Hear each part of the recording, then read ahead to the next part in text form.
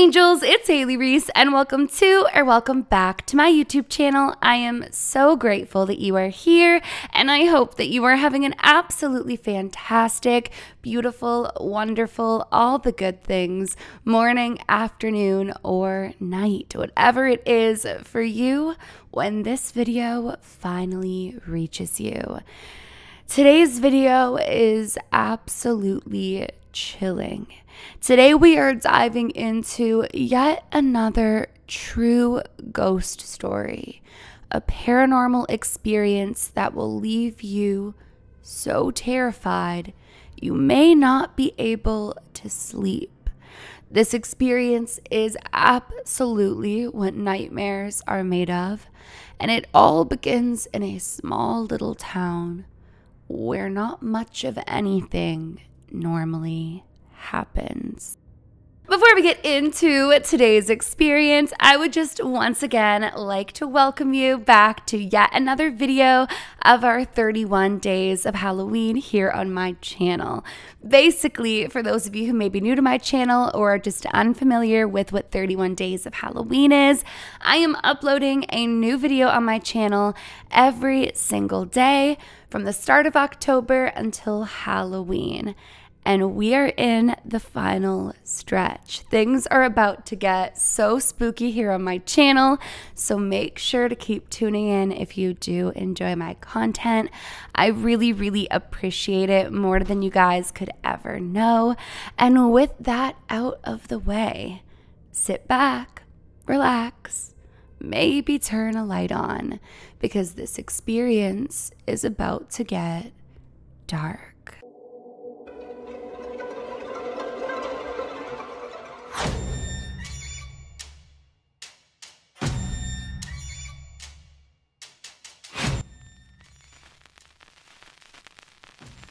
So the family which this experience surrounds would like to remain anonymous. So for the sake of our story, I'm going to refer to them as the Smith family. I know, really original. I could have sat here and came up with a much more unique last name, but the Smith family is what I landed on. And this family had recently suffered a massive loss in their tiny, close family. You see, a husband and a father of a 5-year-old girl had just lost his wife, the love of his life, and his daughter's mother. And this news was absolutely, as you could imagine, earth-shattering. The family did not take this well. While they were just a close family of 3 and had been just a family of 3 for the past 5 years, they were so close and they had so much love to give in this family. Those who knew them described them as the type of family that movies were based around. They were just that loving and that sweet. Now, those neighbors would not be wrong. This would be the type of family that movies are made about. Except in the end, the type of movie that they were a part of was actually a real life horror film. So we're going to call the Smith family's little girl Molly. And Molly Smith, prior to losing her mother, was described as this bright, radiant little light. She was described as this happy, smiley, giggly, overjoyed child who just radiated love and light. And she was incredibly religious for her tiny little self. Her mom had been a church leader her entire life, and so their household had been full of religion and beautiful stories of God and angels and heaven after death and all the beautiful parts of religion. But after the loss of her mother, Molly didn't want to attend Sunday school anymore and didn't want to play with her friends. In fact, she wanted nothing to do with anything that reminded her of her mother. And her father was starting to feel the same way.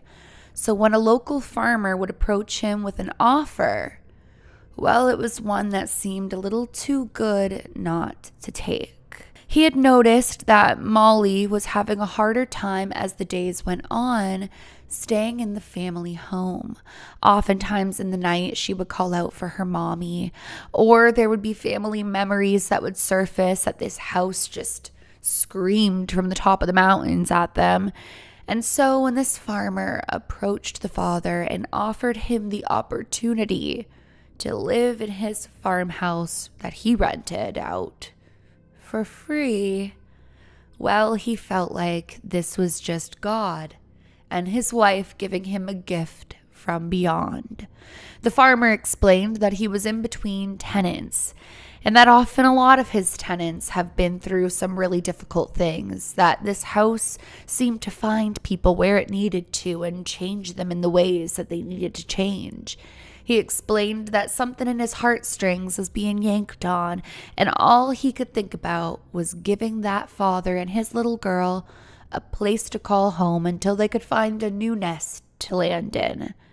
And little did he know that was exactly what Molly and her dad were looking for. A month or so later, their family home had a for sale sign on it, and the two of them were moving into this new home.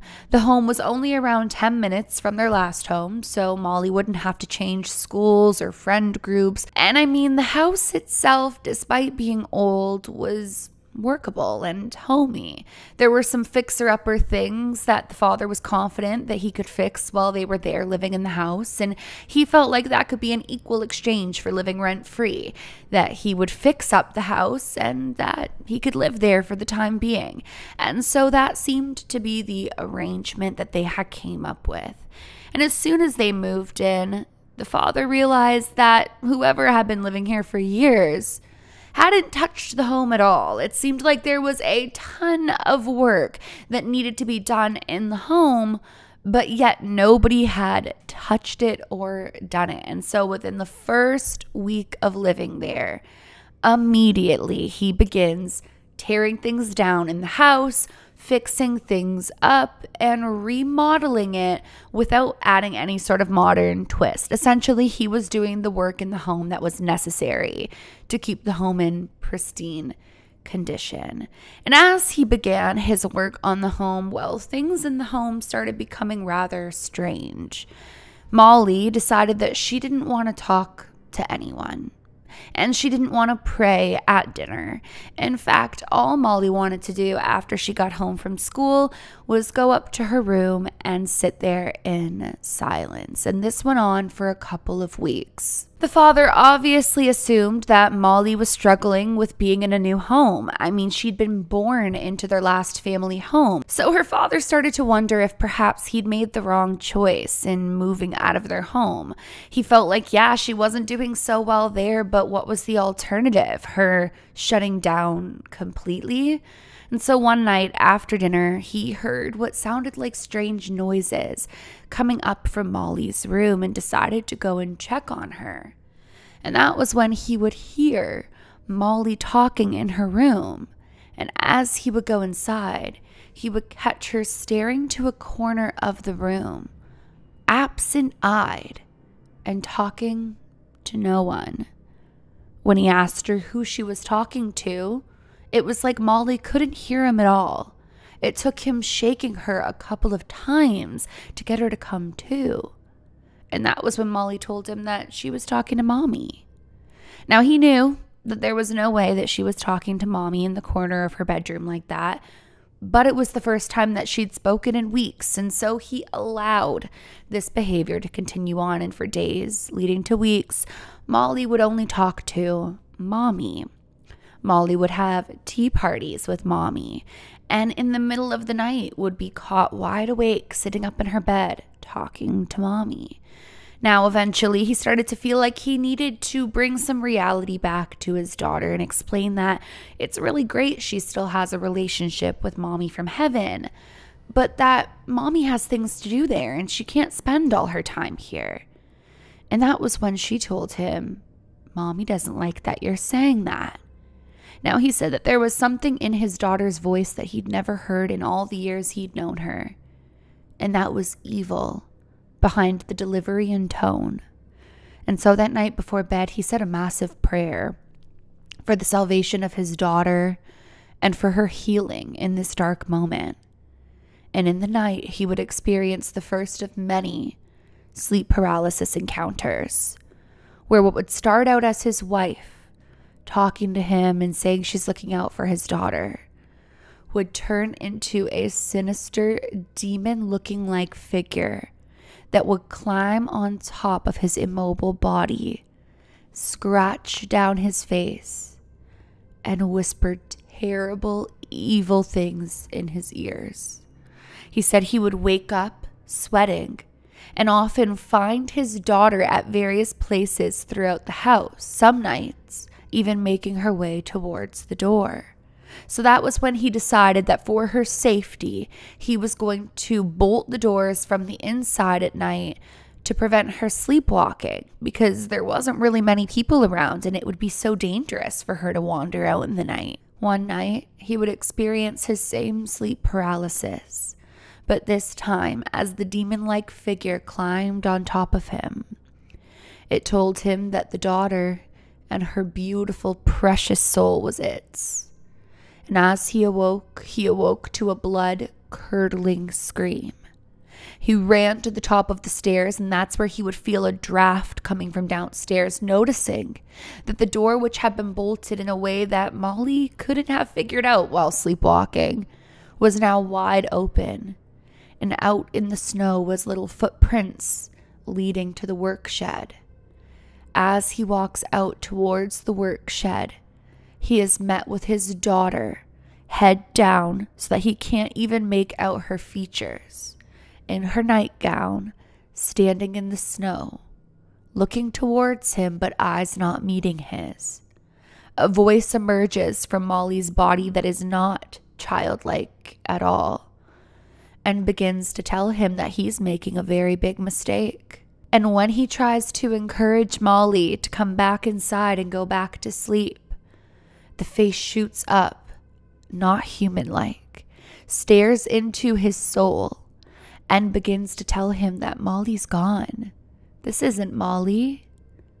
Shouldn't a father know his own daughter? He said that all of a sudden he feels what feels like an energetic attack on his body. His eyes close, and as they reopen, his daughter is gone, and the footprints that he saw in the snow are gone. The only footprints that remain are footprints behind him that are his own, leading from the house all the way out to where he'd stopped in his tracks. As he turns back to the house, the door is shut. He runs as quickly as he can to the door and begins banging on it, yanking on it, but it is bolted shut the way it should have been from the beginning. He begins banging on all of the doors as hard as he can until he has to bust in through the cellar underneath of the house. As he goes upstairs, he is met with his daughter back in her bedroom. And as she turns her head towards him, her little voice comes out normal. She tells him, "Daddy, I'm scared." When all of a sudden, he falls backwards as if he was pushed, and the door to his daughter's room slams shut in his face. He begins hearing his daughter's screams, screaming, "Daddy, I'm scared. It isn't mommy. It isn't mommy." He's able to bust the door down, and as he gets into her room, his daughter is sleeping in her bed, as if nothing happened. He returns to the top of the stairs, and the door is still shut. He peers outside of the upstairs window, and there are no footprints in the snow. He heads back to his daughter's room and once again goes and checks on her, and she is sleeping peacefully.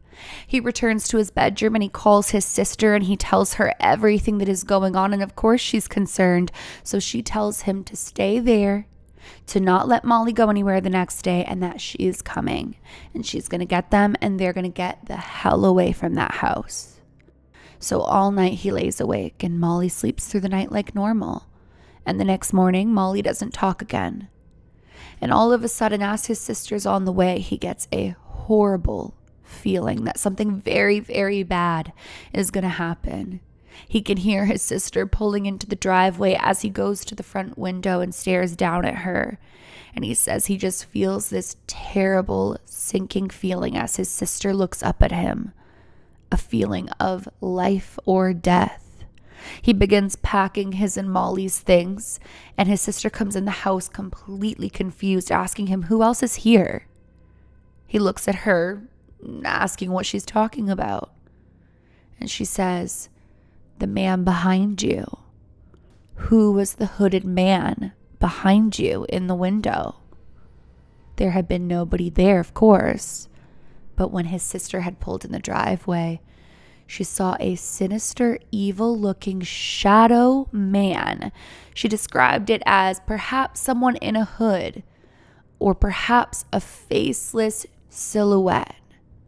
But whatever it was, it stood behind her brother ominously. They ended up loading up the car and leaving the house. He thanked the man who had given him the home and never told him why they decided to leave. But what was even stranger is after they left that home, Molly slowly became herself again. Except Molly never remembered moving to the home. In fact, Molly is now almost a teenager and has zero memory of that period in her life, and not even zero memory of a childhood memory that perhaps has just slipped her recollection. No. Molly never remembered. When she came to at her aunt's house, it was as if those months that they'd spent there didn't exist. She didn't remember claiming to see her mom or anything that had occurred. And what had happened that night in the snow, well, nobody knows. The father made sure that they attended church every Sunday onward. And what has happened to the family since, well, nobody really knows. In fact, as I mentioned, they wanted to remain anonymous. But one thing is for certain. This family warns that there is evil out there, preying on the vulnerable, those who have been through the unimaginable, the weak.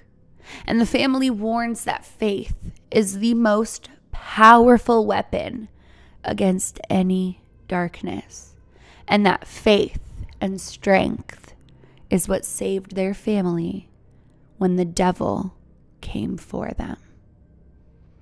And that's the experience. Oof, I don't know about you guys, but that ghost story is absolutely bone-chilling. Imagine being alone in your time of grief with your daughter in an unfamiliar home and having an experience like this man did. I know for certain I wouldn't be sleeping for weeks, but what do you guys think of this experience? Make sure to comment down below. As far as what the family says, I too agree. There is absolutely no darkness that cannot be overcome by light. But again, this story is a reminder that while darkness will always be overcome by the light, the darkness still exists, and this story leads as a warning of that. Well, you guys, that is it for today's video. I really do hope that you guys enjoyed it. If you did, make sure to go ahead and click that subscribe button so you don't miss any of my upcoming videos. And please give this video a big thumbs up if you did enjoy it. Remember, my loves, do all things with kindness. And until tomorrow, I love you. Which, by the way, I saw one of your comments saying that you love sticking around to the end to hear that I love you. So to you, I love you. See you tomorrow. Bye, guys.